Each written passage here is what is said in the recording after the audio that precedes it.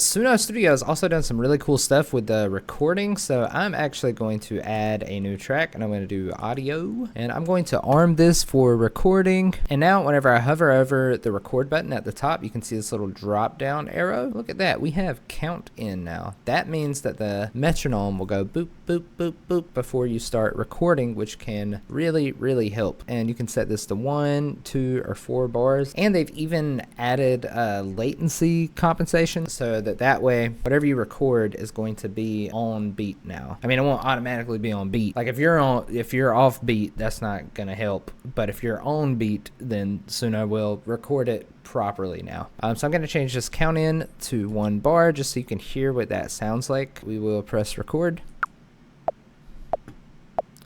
Mama, I killed a man yesterday.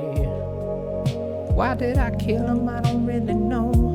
I was looking through my father's eyes. Yeah, I was a murderer, Papa. I am a murderer. I got into record mode. What can I say? This video is sponsored by the 10,000 Suno Prompts ebook written by Chill Panic. It comes with 200 genres, 50 prompts per genre, and a descriptor page for every genre.